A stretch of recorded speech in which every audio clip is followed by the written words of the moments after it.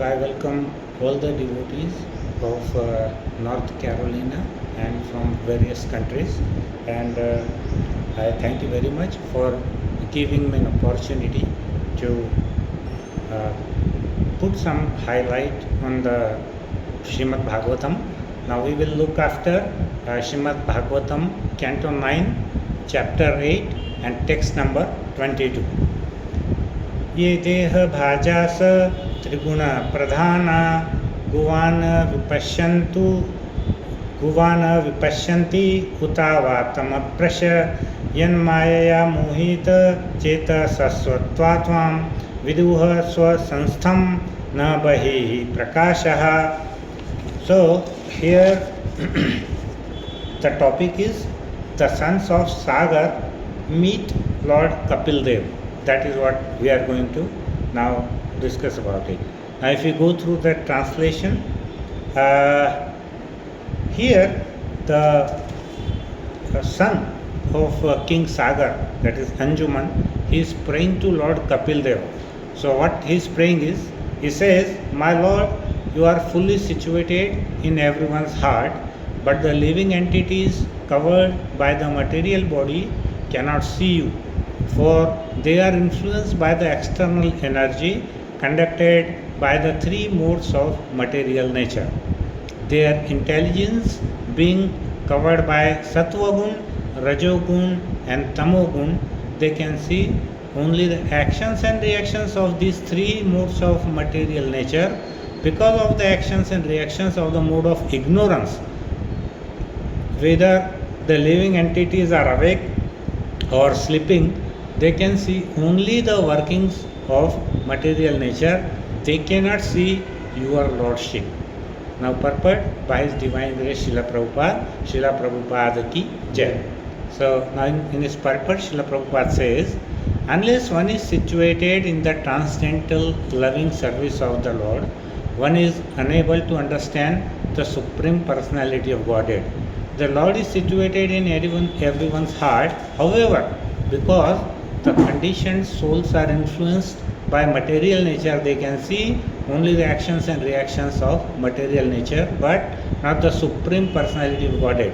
One therefore must purify himself internally and externally. So how to purify?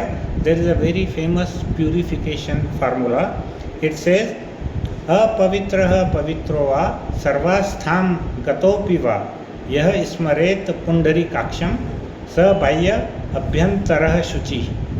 So to keep ourselves externally clean, we should bath 3 times daily, and for internal cleanliness we must cleanse the heart by chanting the Hare Krishna mantra. The members of the Krishna conscious movement must always follow this principle, which is Bhaya Abhyantarah Shuchihi. Then it will one day be possible to see the Supreme Personality of Godhead face to face. Now we are very, very fortunate that this particular text just coincided this particular month. You know why? Because as I was going through the various chapters and the various texts of this particular Canto 9, we see the lineage of various kings and their sons and their grandsons and so on and on. And this was for the first time that we are observing that King Anshuman is praying to Lord Kapil Dev, who himself is nothing but Krishna himself. Okay, so now we just repeat the translation one more time. He says, now Anshuman says to Lord Kapil Dev, "My Lord, you are fully situated in everyone's heart, but the living entities covered by the material body cannot see you, for they are influenced by the external energy conducted by the three modes of material nature. Their intelligence being covered by Satogun, Rajogun and Tamogun, they can see only the actions and reactions of these three modes of material nature. Because of the actions and reactions of the mode of ignorance, where the living entities are awake or sleeping, they can see only the working of material nature. They cannot see your lordship. They can see your activities, my lord, but they cannot see you, right? So here this Bhagavatam verse, Anshuman, who is the great son of King Sagar, is praying to Lord Kapil Dev, and his father Sagar was the ultimate cause of Mother Ganga to descend on earth. Because of his father, Mother Ganga descended on earth. So today's shloka is the coincidence in particular about cleaning of the heart. This is the best shloka ever. It is the cleaning of the heart. Now what it says? Purifying our heart in order to see Lord face to face. How can we see the Lord? That is explained here. So we have to clean the heart here. So 1 week ago in Jagannath Puri in India, that was on 15th July 2026 in Jagannath Puri, one particular cleaning and sweeping lila of Lord Chaitanya Mahaprabhu took place in Jagannath Puri, which was at the Gundicha temple, and it is called Gundicha Marjan. So Gundicha Marjan in Jagannath Puri. Another cleaning lila of the Lord and teaching of the Lord for all of us, which were simple and straightforward, that unless we want to see Lord face to face and unless we want to manifest Lord Himself in our heart, we have to have a pure heart. That is the simple message. So what is the whole message here is that if we want to see the Lord face to face, if we want Lord to be near to us or we near to the Lord, so the simple message is cleansing of the heart. We have to clean our heart. One has to clean his heart. That is the message of this particular shloka. So in this purport, Srila Prabhupada hints, unless one is situated in the transcendental service of the Lord, one is unable to understand Supreme Personality of Godhead. So the Lord can be understood only by bhakti, by the process of devotional service. Okay. Now here we see this particular mantra which says, Apavitraha pavitro va sarvasthan gatopi va yah ismareta pundarikaksham sa bhaya abhyantara shuchi. What it means is that there are two types of cleaning if we see. One is external cleaning and the second is internal cleaning. So what is external cleaning? External cleaning means cleaning of the body, cleaning of the clothes, cleaning of the surroundings and our proper conduct, proper behavior. That is our external cleaning. But what is internal cleaning? Internal purity is the purity of mind, purity of heart, purity of our motives, purity of our thoughts, purity of our consciousness through remembrance of the Lord. So that is the internal purity. So this mantra is for purification, which is done before performing any auspicious work everywhere in India, especially just as we begin performing some yajna or havan, then this particular mantra is taken there. So what is the meaning? Whether one is impure or pure, he has passed through any condition of life, whenever remembers the lotus-eyed Lord Krishna or Lord Vishnu becomes purified both externally or internally. So this mantra is called Bhaya Abhyantara Shuchiham mantra. So that is what Prabhupada has explained here. Now if we go back to our this particular text, we will find that Krishna himself says in Bhagavad Gita chapter 18 verse 15:5, Bhaktya mam abhijanati. What? Yavan yachashmi tatvatah tato mam tatvato kyatva vishyate tadanantaram. So what the Krishna says, that only by devotional service can one understood me, okay, as I am the Supreme Personality of Godhead. And when one understands me in truth, through such devotion he enters into my eternal abode. Now what is the meaning here? Abhijanati. Bhaktya mam abhijanati. Janati means what? Knowing somebody, only knowing. But what is abhijanati? Abhijanati means to know that person fully, his personality, and knowing him intimately. So that is abhijanati. Janati means only knowing, but abhijanati means knowing him fully, personally, intimately. That is abhijanati. So Krishna says, if a devotee knows me fully, personally and intimately, then definitely he comes back to my eternal abode, he comes back to me. So Krishna says one may acquire knowledge through various ways. That is what? Jnana Yoga, Dhyana Yoga, Sankhya Yoga, Karma Yoga, etc. So many, there are many ways. Now, but what is the best way? We have to see now. For example, if we study the scriptures and then come to know the Lord, that is called Gyan Marg, that is Jnana Yoga. If we do the meditation, that is called Dhyana Yoga or by some yoga. Or we do Karma Kanda, performance of some rituals, that is called Karma Yoga. Or if we do some analytics, that is called Sankhya Yoga. Okay. Now there are many ways to understand Lord, but what he says, but these can reveal only few aspects of Krishna. If you go through Jnana Yoga, if you go through Dhyana Yoga, if you go through Sankhya Yoga, you will understand only partially Krishna. But if you go through Bhakti Yoga, then one will understand Krishna 100%.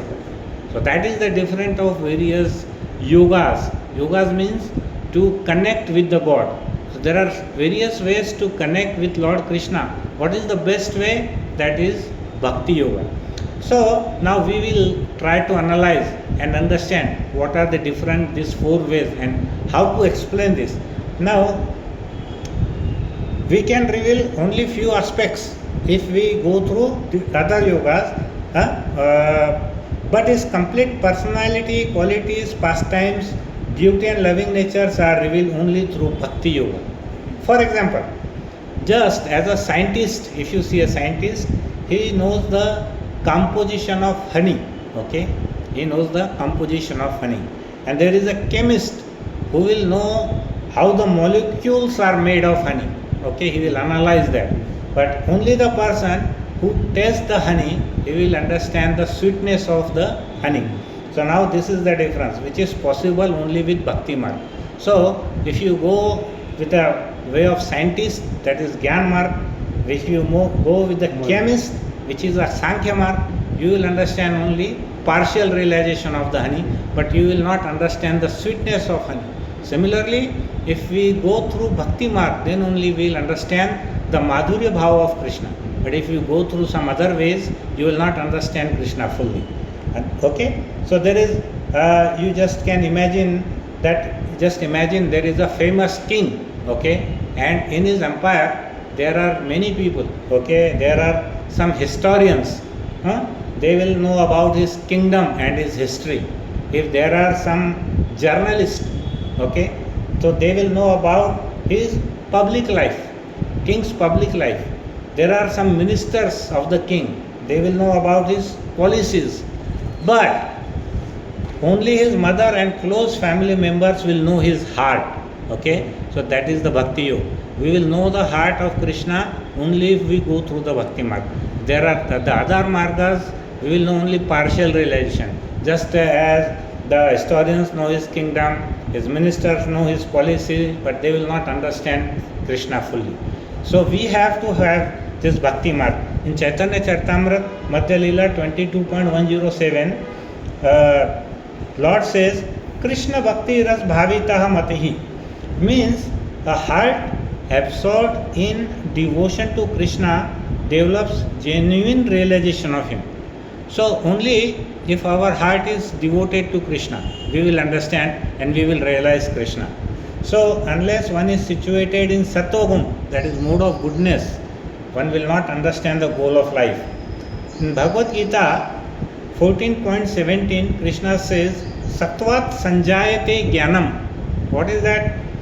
From mode of goodness arises knowledge. Sattva is characterized by what? By various different ways.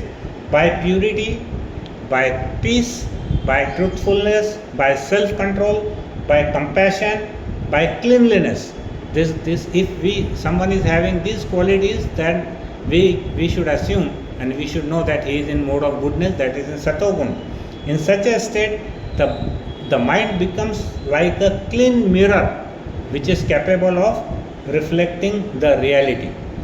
Now, imagine there are three types of water. Okay, now one water is very clear water, you can see the bottom clearly. Okay, so now this clear water is called the person in satogun, that is satogun mode of goodness. Now we see there is a muddy water which is flowing. Okay, now what happens in this muddy water which is flowing, this constant movement prevents clear vision. We cannot see the bottom because that muddy water is flowing continuously. So this is called rajas. Rajas gun means it's a mode of passion. And the last one is the water which is very dirty and stagnated on one place. It is having very bad smell also, and that nothing can be seen in that muddy water, and on the contrary it smells also very very bad.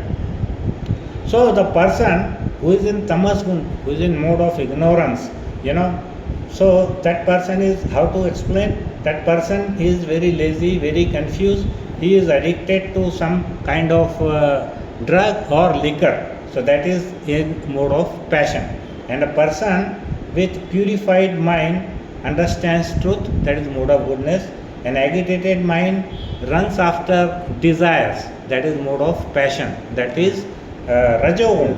And a dull mind remains lazy and dirty, and he is addicted to some sort of drugs or liquors, so that is mode of ignorance or tamogun.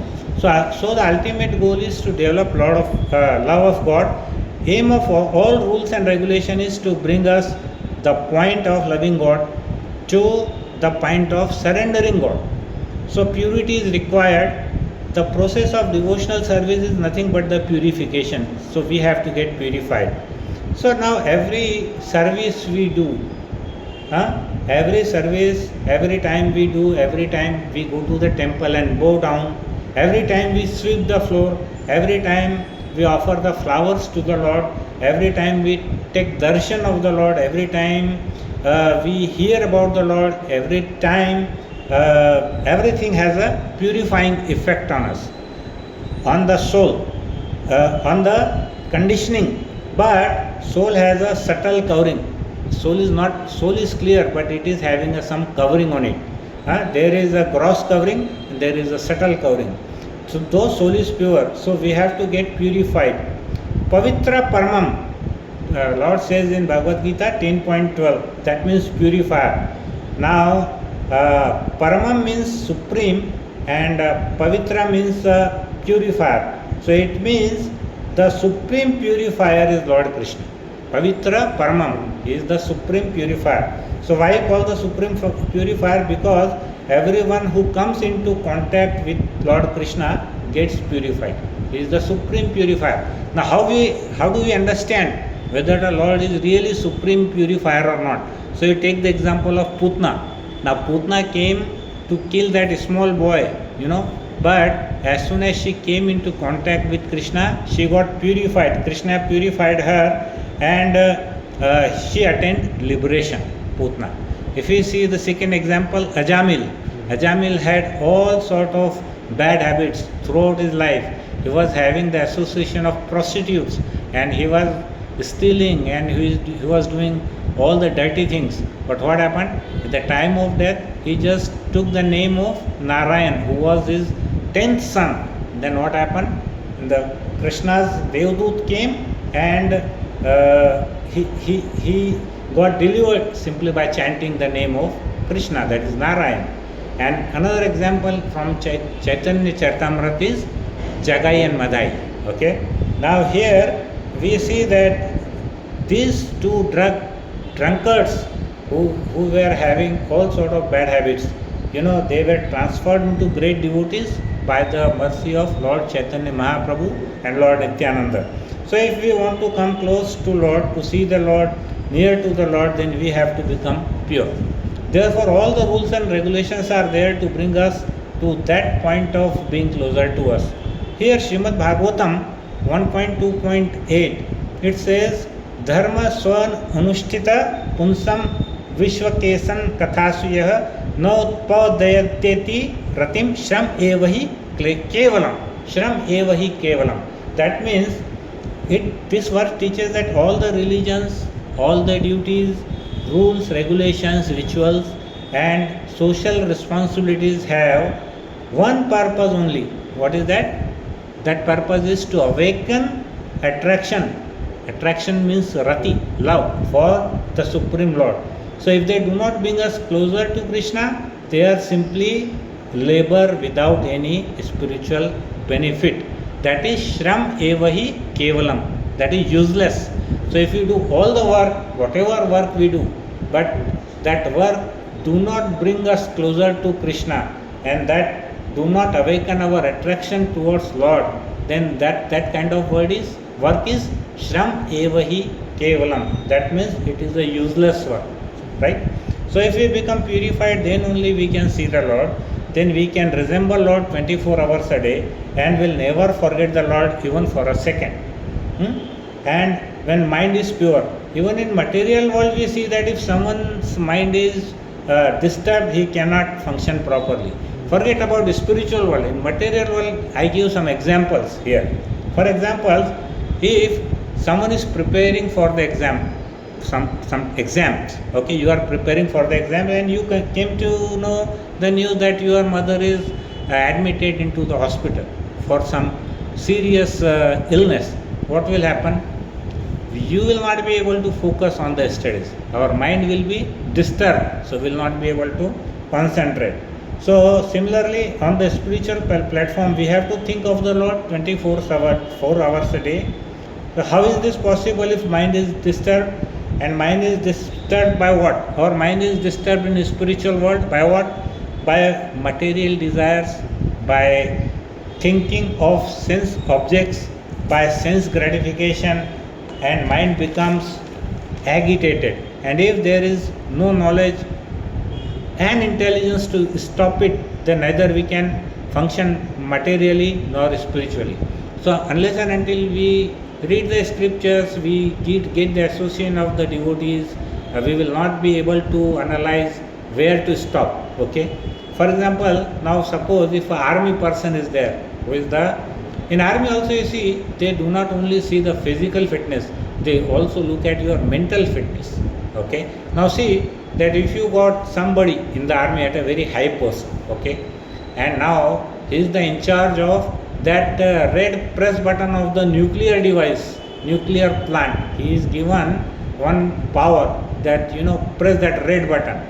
Now suppose his mind is restless, his boss calls him and he will order him, okay, just go ahead and press the button. Okay, that fellow, he will just go and press the button. Meanwhile, what happens? Suppose his wife calls, "Arey, you have not come home, food is ready, what you are doing, you are useless, you are not taking the prasadam on time and all."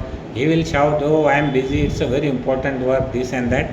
And suddenly after her conversation, the boss again calls, "By mistake I said, don't press that button, no need, it's got sorted out." Now that person, that army person will say, no sir, I have already pressed that button." So imagine if that is the situation, what will happen to the world? This whole world will get destroyed within some minutes. Okay.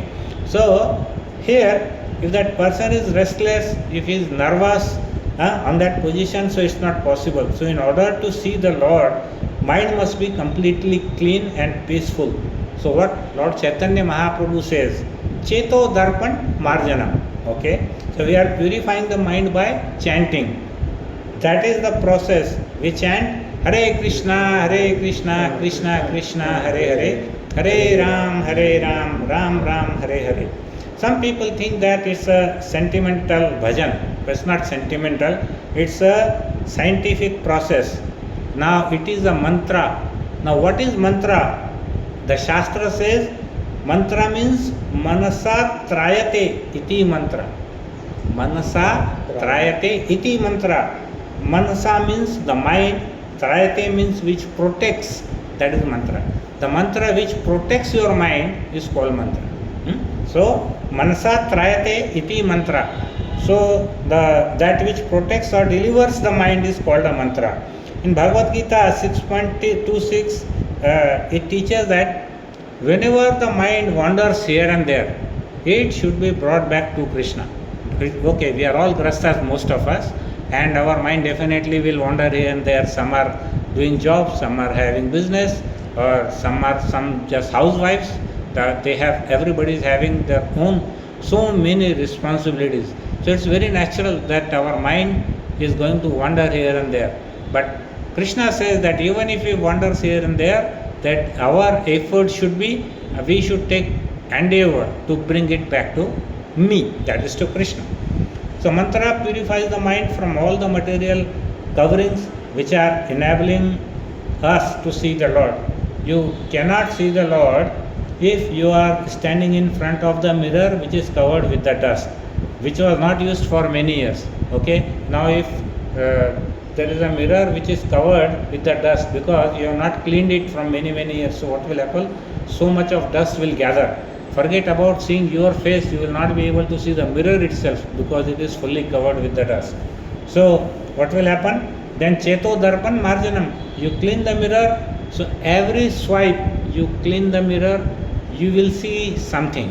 Okay, you will get revelation of something there. So there is already, this is already a service. Even if you do nothing, that is already service to the temple. You do nothing, that's a service. You come to see the Lord to the temple, it's also a service. You get purified. If you do obeisances, that is also a service. And if you do any service, okay, some offering the flowers or bringing the water for the devotees or anything like that, that is a service to the Lord. So one more layer is removed of the dust from the mirror if you do one service. Okay, so by every service we perform, one layer of dust is removed. Okay, so as for example, if you do arti, one layer is removed. If we do kirtan, one layer is removed. If you do jumping and dancing the kirtan, one layer is removed. If you eat prasadam, one layer is removed. And if you do nothing, you just simply come to the temple also, one layer of the dust is removed. So these unwanted desires, which is called dust. Dust is what? Dust is our unwanted desires, and they are compared to the dust. So in the heart, that dust is accumulated, and last week Chaitanya Mahaprabhu performed that Gundicha Marjanam Leela. Cheto Darpan Marjanam and Gundicha Marjanam.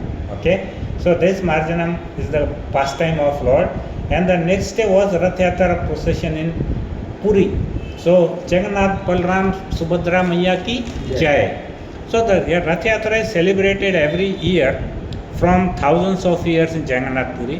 What happens here, what is the meaning of this Rath Yatra, is that Krishna returns from Dwarka, particularly from Kurukshetra, after the particular meeting with Vrindavan Vasis, where he meets with all the gopis and all the gopas, and Nanda Maya, Yashoda Maya, and Radharani also, and they all want their Krishna bring back from that Kurukshetra or from Dwarka to Vrindavan. Now what is the temple in Puri represents is Dwarka. Dwarka means what? The Lord in Aishwarya Bhav, that is in opulence. And now they want to pull it back to Gundicha temple. Gundicha temple resembles Vrindavan. Okay, so the difference is the Lord in opulence is in Aishwarya Bhav, and when they bring back to Vrindavan, the Lord is in Madhurya Bhav, that is the sweetness of Lord. Okay, so from the opulence to the sweetness, that is the main purpose of this Jagannath Rath Yatra. It's a small garden in Gundicha, grew with one small temple, and the Lord resides there for a week. So Lord Jagannath resides there for about 8 days in Gundicha temple. So that is the meaning of Rath Yatra, that devotees are bringing back the Lord from Dwarka to Vrindavan. So we know that Chaitanya Mahaprabhu was Krishna himself. Chaitanya Mahaprabhu is what? Shri Krishna Chaitanya, Radha Krishna Nahi Anya. Okay, so Shri Krishna Chaitanya Mahaprabhu is who? Himself is the combined avatar of Radha and Krishna. So Chaitanya Mahaprabhu is pulling the chariot and bringing it back to Vrindavan. Now here is the beautiful katha, is the story and pastime of Gundicha Marjan. Now we will discuss it today because this shlok is particularly for Cheto Darpan Marjanam. It is on the purification of the heart, which King Anshuman is praying to Lord Kapil Dev. The garden of Vrindavan, the Gundicha is cleaned thoroughly by the Lord Chaitanya Mahaprabhu himself. Lord Chaitanya Mahaprabhu showed himself that if you want to bring Lord in your heart, heart must be cleansed thoroughly. At the dirty place, Lord will not come. If your heart is filled with all the material objects and desires, kama, krodh, mad, lobh, moh, matsar. Now these 6 things, if you are filled with passion, with some greed, with kind of love for enmity, and with jealousy, with so many kind of these 6 poisonous things, the Lord will not appear in your heart, it will not descend. So he showed by externally cleaning of the temple, because our heart is also a temple of the Lord. Okay, so if you want to worship Lord, the temple must be clean, heart must be clean. So to purify this Leela, Chaitanya Mahaprabhu called all the devotees. Okay, and there was the temple manager who was Sarabham Bhattacharya, who was the temple manager, and there was Ramanand Rai, who was an exalted devotee of the Lord, and Chaitanya Mahaprabhu asked for the permission. To whom? To the manager Sarabham Bhattacharya. So the king of Orissa was King Prataprudra. He came to know and he said, if Chaitanya Mahaprabhu is asking for anything, you just give and supply everything to him. And so fulfill that immediately. So with a very high respect for Chaitanya Mahaprabhu, his desire was fulfilled. So what happened? Hundreds of devotees entered into the Gundicha temple, and the temple manager provided them hundreds of clay pots for cleaning the temple. And in those days, there were no water tankers, there were no taps. So they all were carrying these water clay pots. Now Chaitanya Mahaprabhu first started brooming, he started cleaning, and all that devotees also started brooming the temple. Okay, and while doing this service, they chanted loudly, Krishna, Krishna, Krishna, Krishna. Like that they started chanting the holy name. So it's very nice when we come to the temple, when we do the service at temple, we should remember and chant Krishna 24 hours. Chaitanya Mahaprabhu was seeing and glorifying devotees if they are doing nicely. If any devotee was not doing well, he will chastise him also. But if any devotee is performing well, then he used to glorify that devotee. Now here what happened? Chaitanya Mahaprabhu himself was collecting the dust with his own cloth. So that Chaitanya Mahaprabhu was wearing his sannyas cloth, that is called Uttariya.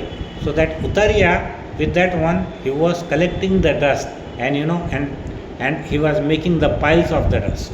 Okay, so that's another amazing message to us, that he was using sannyas cloth to collect dust to clean the temple. He was lovingly asking someone, show how much dust you have collected, show me where is your pile of dust. So the devotee will show that pile of dust. Then he will ask another devotee, oh, you show me your pile of dust. So if that pile of dust is higher or bigger than the previous one, he will say that your service is better, you are doing with a great devotion. So he will appreciate the devotee. And then what happened? When the people all over that Gundicha temple, they checked, they found the Chaitanya Mahaprabhu's pile of dust was the biggest one. You know why? Because Lord Chaitanya Mahaprabhu was most eager to serve Krishna. He was most eager to clean the temple. So what is required in bhakti? Bhakti, our eagerness is required. Okay? Now this eagerness is the sole thing which will keep us ahead in bhakti than rest of the person. Okay? So we should have that eagerness to serve Krishna. you see the eagerness must be there because no one is forcing us. Is anyone forcing? Putting any? Because why it is not by force? Because we are not in jail. In jail, the when a person is a prisoner, he is forced to do something. But now we are in temple. It is by our free will. It is by our eagerness that we are serving the Lord. So it is not imposed on us. It's a service from the heart, and we see that service is manifested in the service of Lord, which is visible. So now some sentimental people are there who will say that Krishna is in my heart. I am also a devotee of Krishna. But what do you do for him? When you ask, if you are a devotee of Krishna, what do you do for Krishna? They will say that we do nothing. We just go to the work, we do the job, we come back, watch that stupid TV all day, and sometimes they may smoke, sometimes they may drink, and they are only greedy for some material benefits for Krishna. They are not doing any service, but they want lots of things from Krishna. They are greedy for Krishna. But that doesn't work like that. You have Krishna in your heart, but it is so much covered by your activity. Now, your activity shows us what is your state of consciousness. You hide so many things, but your activities will show how much into Krishna consciousness you are. Okay? The way we dress, it will show our level of consciousness. The way we work, the way we talk, that will show our consciousness. We can't hide, we cannot pretend. It will come out because it is visible. You cannot hide something. It will come out automatically. You cannot hide it for a long time. Maybe you can do drama for a couple of hours, not for many months. It will be revealed to everyone. So Lord has quantified this devotional service. The way we are quantified to do the mala, 16 rounds. Some people will say, Prabhuji, I chant 24 hours a day. What is the need to count it? Now, honestly speaking, these people will not do any mala. They will not do any chanting. And they will put some kind of dialogue like this, that we do chant all the time, 24 hours a day. No. Chaitanya Mahaprabhu said 64 rounds. And Srila Prabhupada was very merciful for the Western devotees. He said, if you cannot do 64 rounds, do at least 16 rounds. Okay, that takes approximately 2 hours. So, what happens now? This dust, what we have seen, which is collected, is compared to the anarthas in our heart. This dust is what? It represents anarthas. So now, whenever I am using this word dust, one should imagine that many anarthas they are in my heart. Okay, we can see the progress in our spiritual life. It is not sentimental, it is very scientific and specific. Now if we see some people dancing, rolling, we see there are some sahajiyas in Vrindavan. They do pretend all sort of things.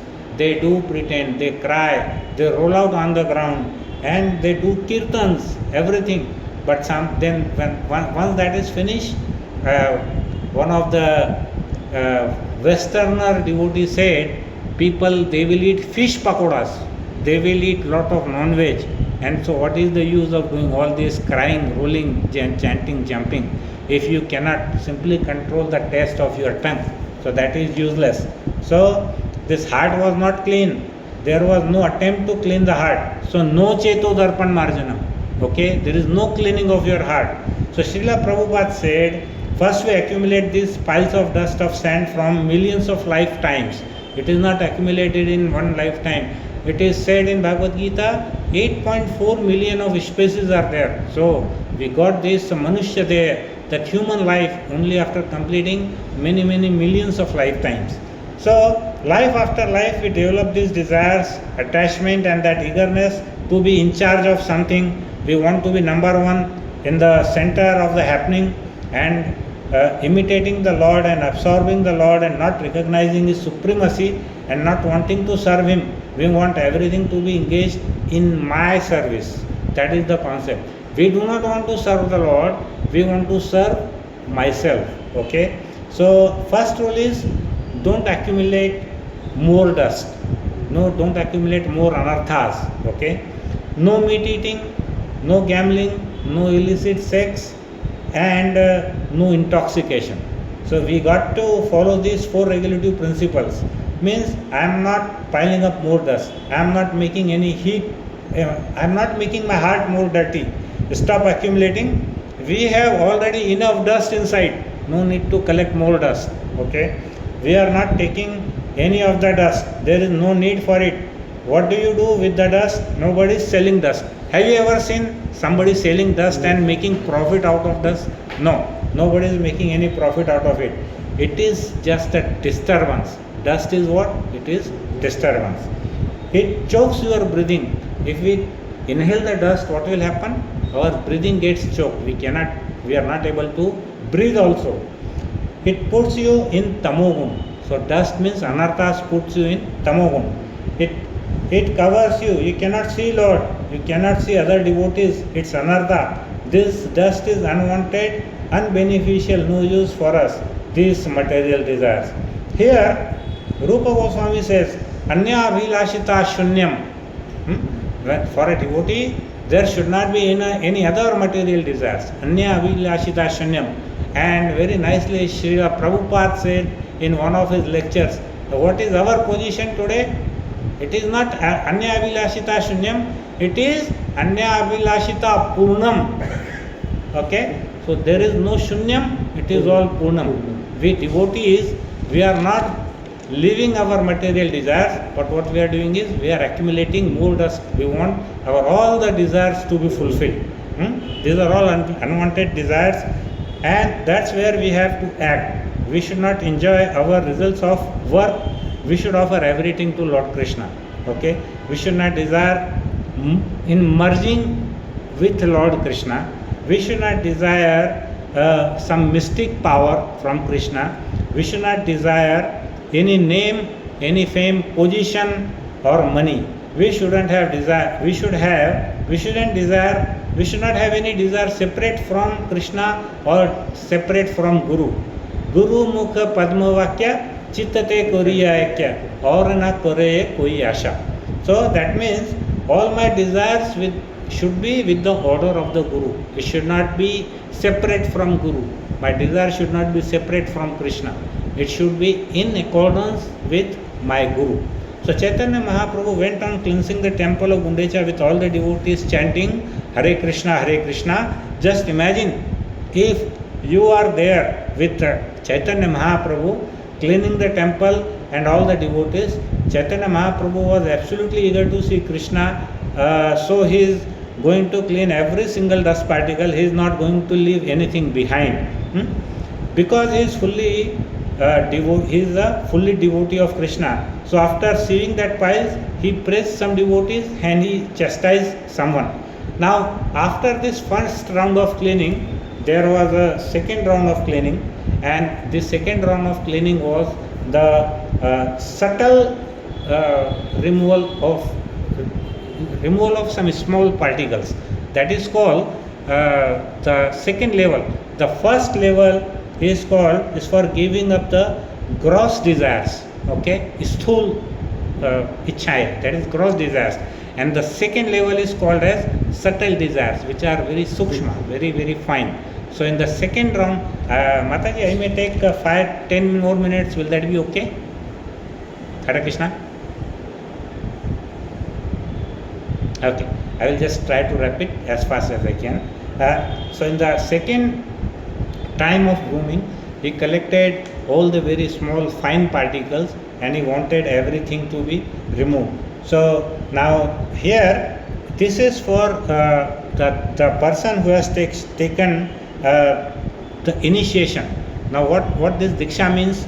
Diksha means Divya Gyan Hriday Prakashit. So basically the second round is more applicable for the initiated devotees. Now what are the restrictions? That they should not eat outside.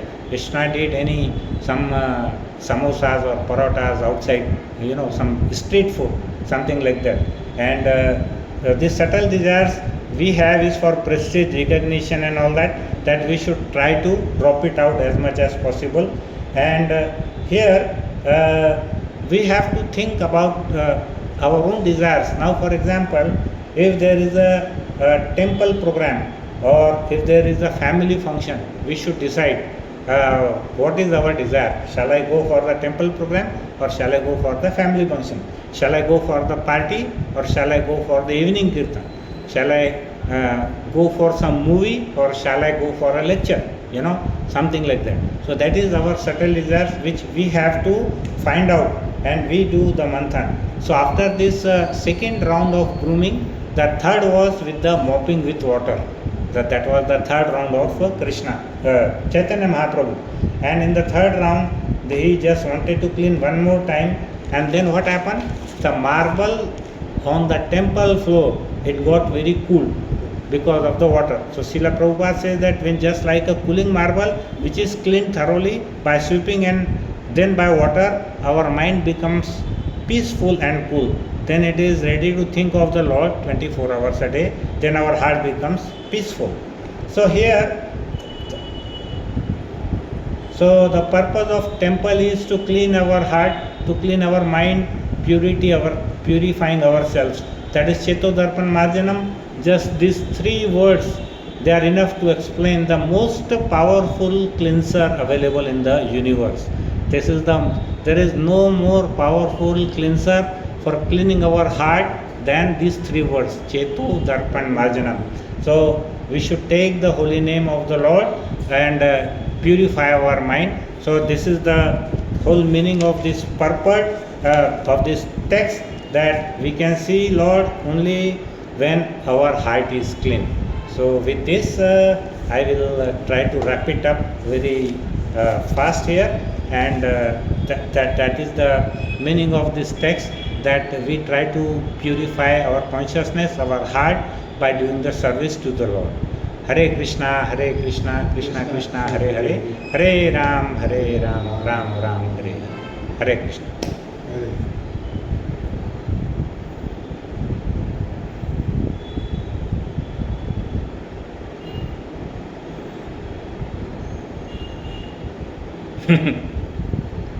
Purnam.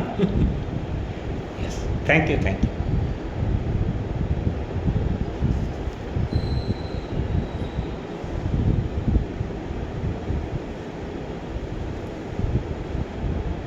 Okay. Yeah. All right. Yes. Thank you very much for joining. Thank you for your blessings and listening to me. Though I am not qualified, this was for all my purification. It's not for anyone else. Okay. So thank you so much for your blessings and your presence.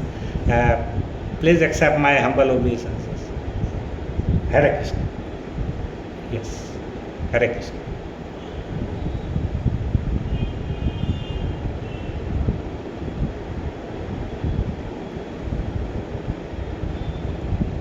Thank you, Mataji. Okay.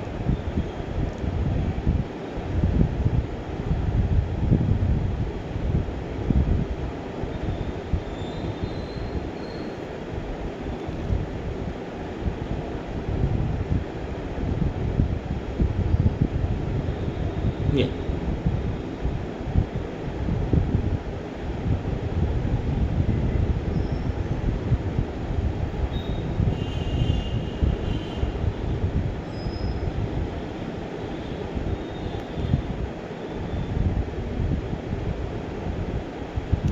No, like if you see, Jagannath Swami is Krishna himself. Okay, now he is the incarnation of Krishna only. Now the Krishna is in blue or black color during the Dwapar Yuga. So now that is the same color. Jagannath Swami is in the black color here. And if you see Balramji, he was in white color. So here Baldevji is white in color in Jagannath Puri. And Subhadra Devi is in yellow color. So it's first chariot is of Balram, the second one is of Subhadra, and the third one is of Lord Jagannath, which is at the back side. So Subhadra, being a female, being the sister, is protected by two brothers. One is in the front and one is in the back. So that is how that color is decided. I think This is all up to the Lord which color to take. I mean, there is no scientific history or something, except Lord Chaitanya Mahaprabhu, who was like yellow molten gold, because he was in the bhav of Radharani. So that's how he became the molten gold yellow color. In Jagannath Yatra, Lord Jagannath is blackish in color. So that was the color of Krishna also in Dwapar. Okay. So I think that is the reason that why Jagannath Swami is in black in color, and Balram is white in color.